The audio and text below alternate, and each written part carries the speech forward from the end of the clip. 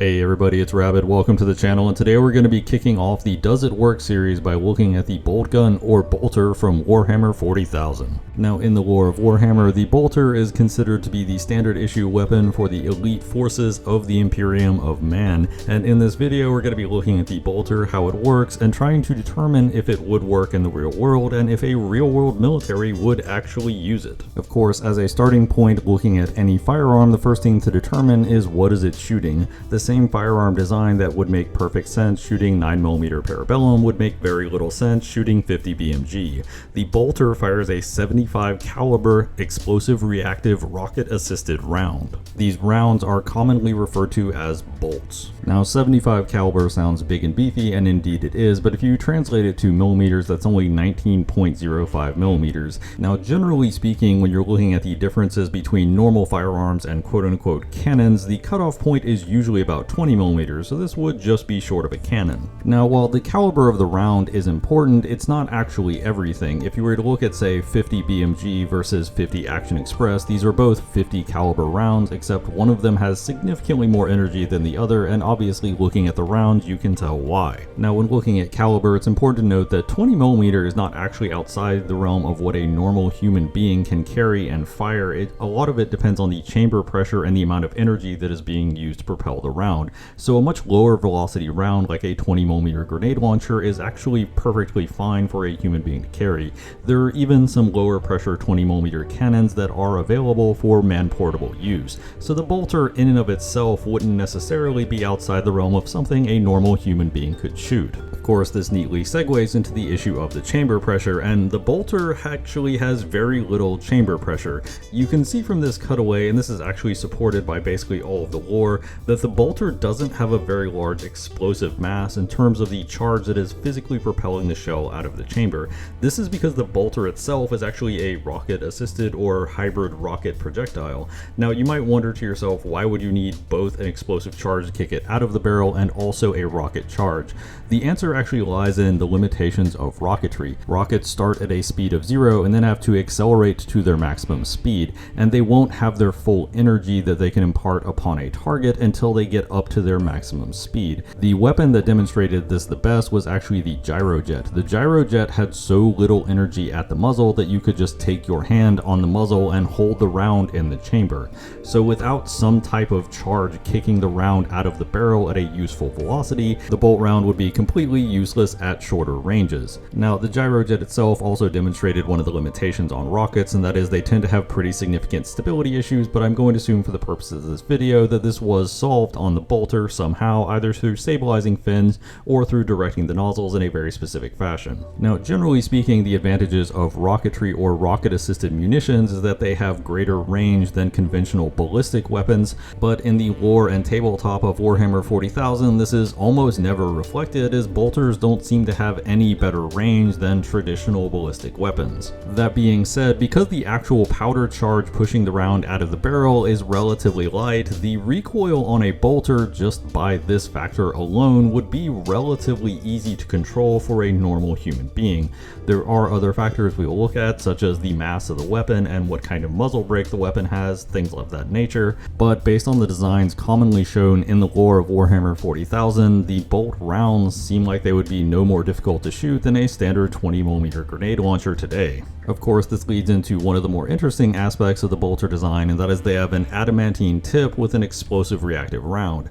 What this means is that the round will punch through armor, enter the target, and then detonate, which sounds very metal and very hardcore, until you realize that humanity has actually had this technology for quite a while. Armor-piercing high explosive rounds have actually been in service since before World War II and were common anti-tank shells. Now the obvious design and concept behind an armor-piercing high explosive round is that the shell would enter the tank, detonate, and obviously detonating inside of a closed space would do considerably more damage.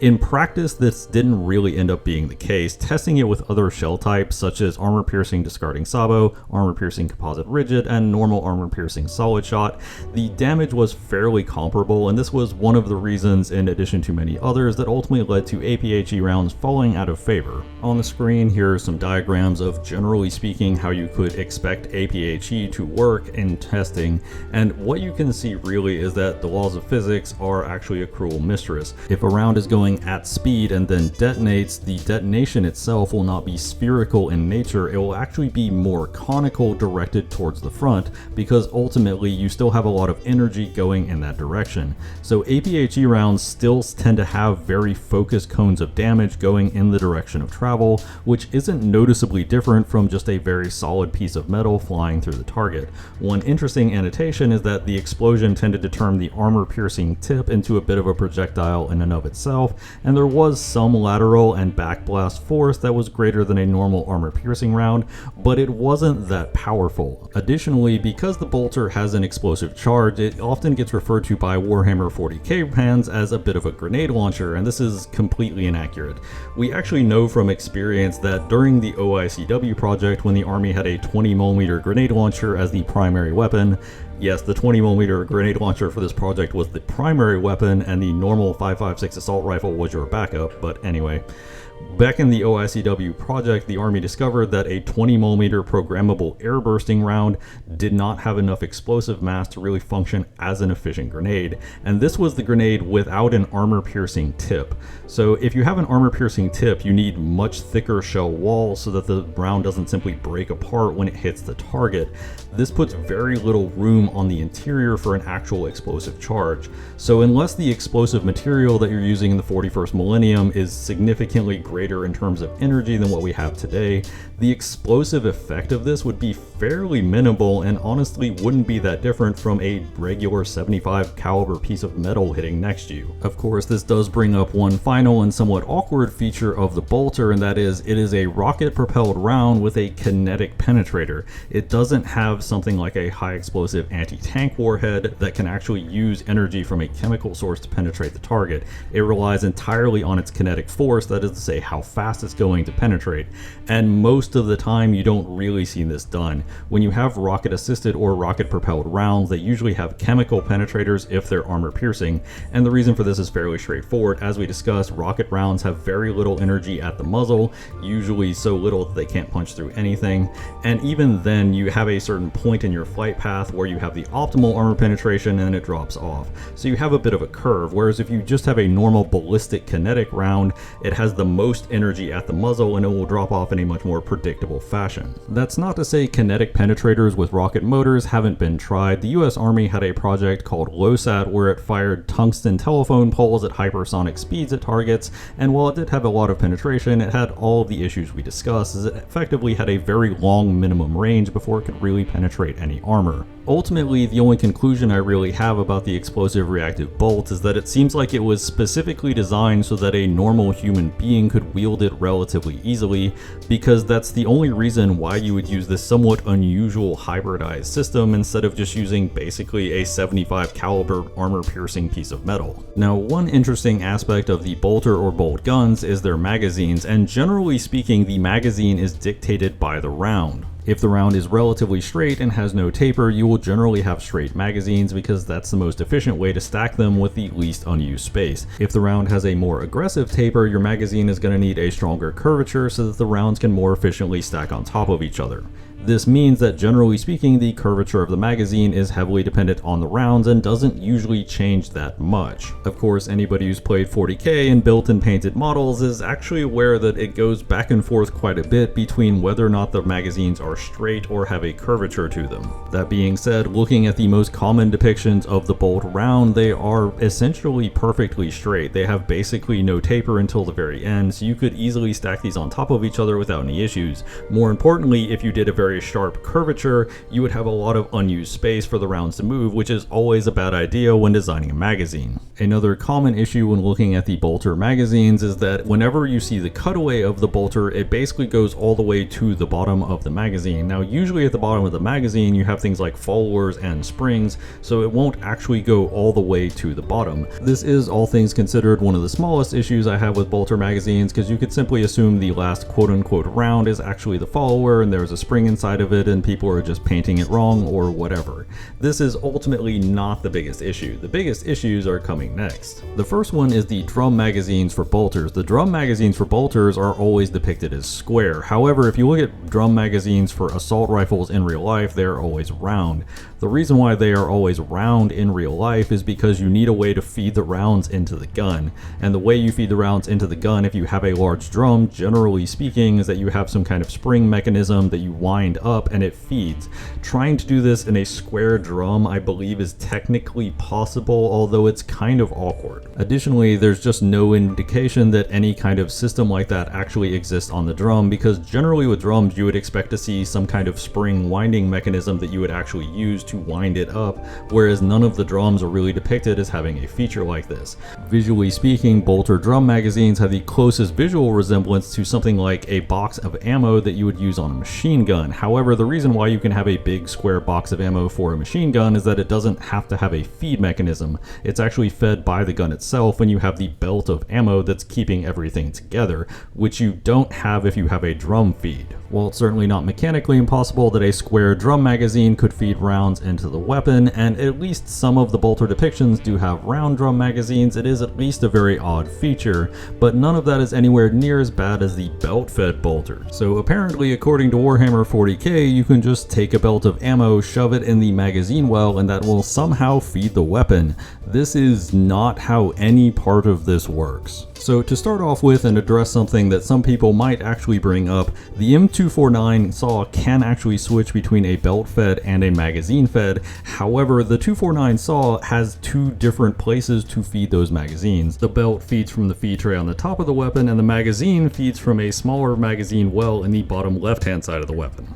You don't just plug the belt into the magazine feed. Additionally, the 249 saw actually has some issues feeding magazines because it turns out the amount of energy that you need when cycling the weapon varies significantly if you're pulling a big heavy belt of ammo through the weapon or if you're just moving the bolt back and forth. Anybody who's used an M249 with a magazine can attest that they are incredibly unreliable because the bolt simply moves too fast and moves faster than the magazine can present rounds. But the reason why most machine guns have a big feed tray is because the feed tray both retains the belt but also usually has mechanical components to pull the belt through the weapon. Now, how is the belt in these bolters being retained by the gun? Or to put that in simpler terms, what is holding onto the belt as it is cycling? In a normal machine gun, obviously the belt is being held down by the feed tray, but here they appear to just be floating in thin air. On top of that, how do you even load this? Do you open the chamber and then hold it upside down and dangle the belt in? Like, no part of this makes sense, and even if you solve those two issues, how does the gun pull the belt through it? There are no mechanical components to actually move the belt through the weapon, so it would most likely just fire one round and then stop, and that's if you could get it to work in the first place, because you also have to worry about the belt itself. Now, the belt itself is probably the least of your worries when trying to do this, but it is noteworthy that when you're designing a machine gun to use belts of ammo, it needs to be able to get rid of the belt of ammo. It's actually pretty self-explanatory and easy when you think about it. For a lot of NATO machine guns, they use disintegrating metal links, so the belt will break up and the gun will spit that out separately of the shell casings, but in this instance, where is the belt even going? Even if you did just hold the bolter upside down, open the firing chamber, and then dangle the belt in and try to close the bolt, it's very likely the bolt would actually get caught on the ammo belt because it's not really designed to use that type of ammo. I'm perfectly fine to do a bit of hand waving when it comes to sci-fi weapons or technology, but it turns out feeding a belt of ammo through a gun is something we are very familiar with in the real world, and this is physically and mechanically impossible. Now, when you do see the normal detachable box magazines on the bolters, they do have one rather interesting feature, and that is the base is usually fairly exaggerated, and they also have some very exaggerated texturing on the bottom. This is kind of interesting, especially when you look at parallels with the real world, because when somebody is wearing thicker or heavy gloves, they have very reduced tactile sensation, so you actually need exaggerated features on the butt of the magazine so you can more efficiently and reliably pull them out of your kit and know that you are definitely holding on to what you want to be holding on to. It's just that reduced tactile sensation means you need kind of exaggerated features on the magazine in order to do it quickly and reliably. And with how often bolters are commonly used by individuals individuals in power armor who obviously have big armored gauntlets that might have even less tactile sensation, it might actually be a good idea to have a lot of aggressive texturing on them and a very pronounced foot on the magazine so that you know you have a positive grip on it when you go to reach for a reload. It's one of those things where we don't really have that much modern parallel to know if you would need this much of a texturing, this much of an exaggerated feature, but it's not completely implausible. Of course, this neatly leads us into the bolter itself, and what better place to start since we just got done talking about magazines than the magazine well itself. This little button on the magazine well that looks like it slides down is generally always portrayed as the magazine release. So you slide that down, your magazine falls out of the weapon, you put in a new magazine, and that would theoretically raise up. The magazine's well itself is kind of long and straight and doesn't really have any flaring to make it easier to put a magazine in under stressful situations, but that's kind of a minor gripe. I will say, however, that because the magazine wells are often depicted as both fairly long and fairly straight, it does seem to imply that the quote-unquote sickle-type magazines are actually completely wrong, and the straight-type magazines are probably the correct way to go about it. Of course, one interesting feature is that it is commonly depicted that the magazine release is ambidextrous, that is to say, it is on both sides of the magazine well. This is interesting for two reasons. Number one, nobody is ever shown shooting a bolter left-handed, it just doesn't seem to be a thing, and given the authoritarian nature of the 41st millennium, it's very plausible that when you go to firearms training, they simply say, no, you're not left-handed anymore, shoot it right-handed, but it is just a little weird to have fully ambidextrous for controls for a weapon that is never fired left-handed. The second issue comes straight from the British L85, which is appropriate because Games Workshop is a British company. The L85 had the magazine release on the left-hand side of the weapon, which, while relatively easy to reach, also meant that it was facing the firer's body. So if you were carrying the weapon around for extended periods of time, you could accidentally bump it and drop your magazine, and you might not even notice that you had dropped your magazine until you get into a firefight, fire your first round, and then you hear an awkward click sound as your magazine is 3 kilometers behind you. Needless to say, having a somewhat unprotected magazine release that can be easily bumped by the firer, which these kind of are, is not the best possible design choice. Moving on to the front of the weapon, and what we see is what I would characterize as a very aggressive muzzle brake. Obviously, the muzzle brake is basically the entire front end of the weapon, and you have two massive holes in it. This is the type of muzzle brake you would usually expect to see on a tank gun. Now, usually on weapons where you would want quick follow-up shots, you would want the ports that are ejecting gases to be closer to the top of the weapon to pull the recoil down. In this case, because it's more like a tank gun and tanks aren't as concerned with rapid follow-up shots, the ports are all the way to the side. This either implies that the bolter is not meant for rapid follow-up shots at all, or that the major consideration is simply the overall magnitude of recoil and not muzzle climb. That being said, bolters are generally massive and are easily larger than most modern machine guns in terms of both overall mass and weight, so it's not inconceivable that the muzzle climb could be relatively minor. It's important to remember when you're talking about recoil on a weapon that the same amount of force will move heavier things less, so a 9mm round fired from a 1-pound gun will move it a lot less than that same 9mm round fired from a 5-pound gun. There's nothing fundamentally wrong with the muzzle brake, it is just rather an unusual choice. What is actually a problem and would be a serious issue for any normal human being trying to wield the bolter is a complete lack of stock and all of the weight forward of the grip. It's not that weapons without stocks are completely unheard of. You do have things like the MP5K, which famously didn't have one, but you were expected to somewhat push out and stabilize the weapon that way, whereas a weapon like the bolter that's this big and heavy, you kind of can't do that with. Additionally, a lot of the mass of the weapon is forward of the pistol grip, so your forearm is going to have to do a lot of bracing, and this is going to result in a lot of instability unless you are a superhuman in power armor. Or to put all of that in simpler terms, while it might not be that difficult for a human being to pull the trigger and absorb the recoil forces of a bolter, keeping the bolter on target for multiple shots would be incredibly problematic, especially under fully automatic fire mode. This also brings up another interesting point in that a common fire mode for the bolter is listed as a 4-round burst, and a 4-round burst is somewhat unusual. Most guns don't use more than a 2 or 3-round burst, and even burst fire options in general have become a lot less popular. The original concept of burst fire seems to center around around the idea that if you fire multiple bullets with one shot, you increase the likelihood of one of them hitting. Additionally, you will waste less ammo than if you were to fire it on fully automatic mode. In practice, this is kind of the worst of both worlds, because this means that every trigger pull is now going to be 3 rounds going down range, and also it doesn't noticeably increase accuracy. If you weren't on target with the first shot, you probably won't be with the next few shots. So increasing that up to 4 rounds, especially when you're talking around this big and this heavy, is a bit of a questionable feature at best. Of course, this brings up another rather interesting feature, and that is the ejection port, which also has ambidextrous reciprocating charging handles. Now, somebody who's not that familiar with firearms is probably thinking, what the hell did he just say? So a reciprocating charging handle is a way to pull the bolt back on the weapon that is actually attached to the bolt in some capacity. And for the purposes of this brief segment, when I say bolt, I'm talking about the part of the weapon that locks the round into the firing chamber. Obviously, the gun is a bolter and the rounds are referred to as bolts, so that makes this a little confusing, but stick with me. On modern platforms like the AR-15, the charging handle is not directly attached to the bolt, so while you can use the charging handle to pull the bolt backwards, when you lock the charging handle forward, it doesn't move while firing the weapon.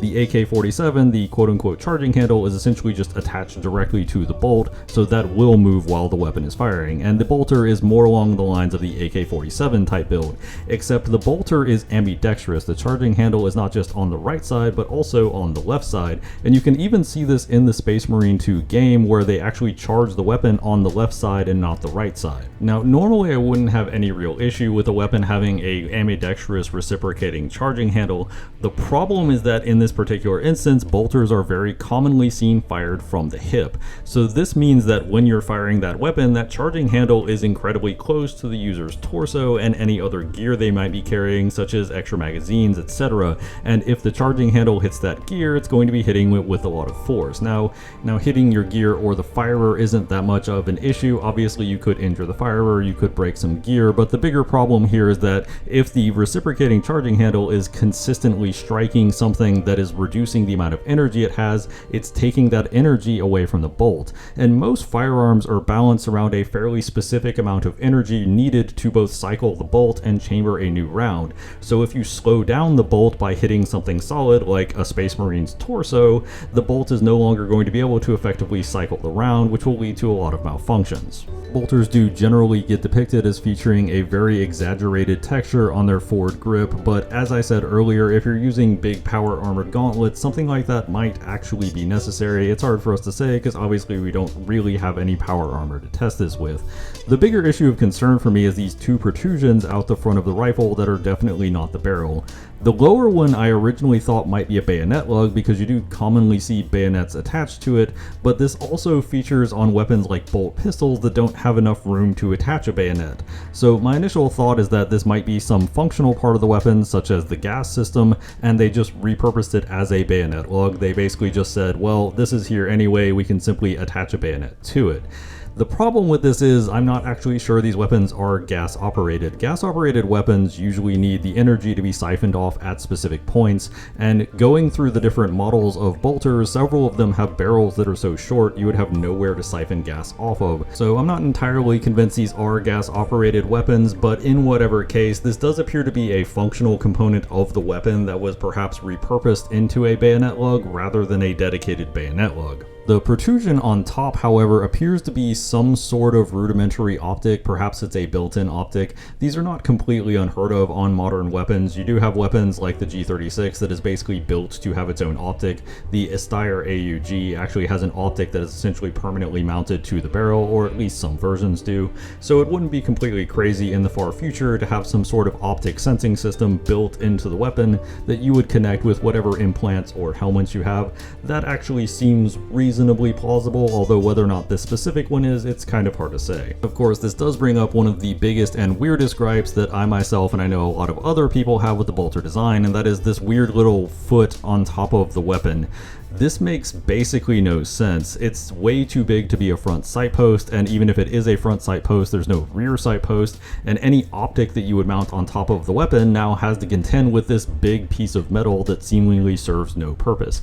You can even see it on the sample weapon where the scope is basically having to see straight through this. Now in the Space Marine 2 game, they do try to make it look like this is a giant sight protector, and maybe that's a limitation of the modeling in miniature form, but the Space Marine 2 game is really the only point where we see anybody try to rationalize what exactly this is, and even in the Space Marine 2 game, they don't have any rear sights. There's nothing to sight it off of. Overall, I would say this is just a needlessly complicated piece of geometry that seems like it would severely mess with your ability to mount different types of sighting systems on the weapon. Of course, one of the more interesting aspects of looking at a bolter is looking at the back aspect of the weapon and trying to figure out what exactly is going on with everything behind the bolt, and honestly, I have no idea. It looks like it's a combination of fire control group and recoil spring and possibly some other parts, but the amount of vertical space it's taking up relative to the bolt seems a little excessive, so there might be some other stuff going on there. Again, there might be some electronics that are happening, especially if you do have something like an integrated optics,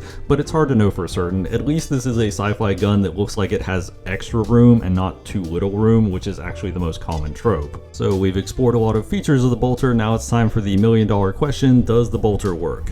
Mechanically, right now, with the technology we have, you could build a weapon that does basically the same thing as the bolter. Now, the form factors on it might be a little different because there are some attributes that you basically couldn't use as a normal human being. Obviously, we discussed the very heavy weight forward of the grip and also the complete lack of any kind of stock, which would make it very awkward to carry. Additionally, the magazine situation is a little dodgy. You'd probably have to come up with some solution for that. But at the end of the day, this is basically just a ballistic weapon that uses a lot of technology that you could basically get off the shelf. So a sufficiently competent gun designer could ultimately make something that does this, even if the ammo would be excessively expensive. Of course, the real question is, would any military adopt a bolter if you were to bring it to a competition? And I think the answer to this is actually pretty easy to figure out. Earlier in this video, I mentioned the OICW project and the original version, the XM29. However, the US Army, when the budget cuts were starting to hit, split that into two other smaller programs. The first one was the XM8 and the second one was the XM25. The XM8 was the assault rifle version, which looked like it was going to be adopted but didn't. It's a whole story we're not really going to go into here. The XM25 version, however, the Punisher, actually was a 25mm standalone grenade launcher, and not only did the Army make it, the Army actually did combat trials with it in Afghanistan. So we do have at least some insight into what a weapon like this could do in combat and why a military might not necessarily want it. Now, the XM25, the big feature it did in order to be a programmable grenade launcher, because as I said, one of the issues with the original OICW was that the 20mm rounds didn't lack enough explosive mass, was it scaled itself up to a 25mm grenade launcher, but still had the programmable rounds. And the overall thoughts on the weapon were somewhat mixed. The Army Rangers rejected the weapon basically out of hand. It was too big, it was too heavy, the soldier basically couldn't carry an M16 in addition to their normal weapon loadout, so the Rangers viewed that soldier as being basically useless for room clearing, which they essentially couldn't afford. The infantry units that adopted it generally liked it, however, it wasn't dramatically better than a generic 40mm grenade launcher. Certainly the programmable aspects of the weapon allowed you to take out targets in hard cover or in buildings a little bit more efficiently, but a lot of these tasks could still be done with a 40mm grenade launcher. And this ultimately was what killed the Punisher project, in that while it did offer advantages, it didn't offer enough advantages for the cost, and the cost was rather exorbitant. While the rifle itself cost around $250,000, a full combat load of ammunition for one soldier cost more than the rifle. So every time you went out on a patrol and then came back empty, you essentially had shot an entire house worth of ammo downrange. If the advantages that this weapon presented over a normal weapon like an M203 grenade launcher were substantial enough, the Army might have considered it, but when you're only talking improvements in key areas, the advantages simply don't outweigh the exorbitant cost. Translating those lessons over to the bolter would basically never be even considered for an infantry rifle competition. The weapon is simply too big, it's too heavy, it's too expensive, and the round is simply too surplus to requirements. You simply don't need something that does what the bolter round does for an average infantryman. As far as a fire team or squad level weapon, or even potentially a platoon level weapon, the bolter doesn't really have any shining advantages here either. The armor piercing aspect is interesting, but likely wouldn't represent a significant threat to armored vehicles outside of lightly armored trucks. If you do see something that's more heavily armored, you're just going to break out javelins, in-laws, or RPGs. You're not really going to bother with something like this, as it likely won't be any more effective than a normal machine gun. Obviously, it doesn't have anywhere near as much explosive mass as a true grenade launcher, so as an area of effect weapon, it would be very limited. The only application I could potentially see for this is that if you fired it into a room or an enclosed space through a doorway or some light cover, the explosion itself would have a very substantial concussive effect in a small confined area and potentially shock the enemies, but that's a pretty niche and corner case situation. In terms of all other applications, the existing cadre of crew-served and non-crew-served weapons can basically do the job at least as good, if not better. So this weapon simply isn't presenting any meaningful advantages and would likely be incredibly expensive to manufacture given the nature of the ammunition. This also wraps around to the biggest and most confusing aspect of this weapon in the lore, because in the lore this is supposed to be designed for superhumans and power armor, but if it's designed for superhumans and power armor, why are we using a low pressure rocket assisted round? Why wouldn't you just use essentially a 75 caliber round with a blunt nose? If you look at 50 caliber Beowulf that's designed to go in an M16, if that was scaled up to 75 caliber, that would be a much more efficient round for a Space Marine. It would have more energy at the muzzle, it would likely have more penetration, it would likely have a very similar effect on the target compared to the current bolts that the Space Marines are currently using. I just don't see any reason why you wouldn't do that unless you specifically needed the bolter to be shootable by a normal human being, which of course wraps back around to one of the biggest misconceptions of the bolter in 40k communities, that the bolter is not shootable by a normal human being, which I would actively contest. This weapon is very big, it's very heavy, you have a nice aggressive muzzle brake, and you have a low pressure round. There's really no way why a normal human being couldn't fire off rounds, even if they would struggle to control it on fully automatic or burst fire mode. And that concludes our very first episode of Does It Work? If you have any ideas for future episodes, feel free to drop that in the comments down below. If you want to see more content like this, a like and subscribe always helps out the channel. As always, danke bitte, tschüss.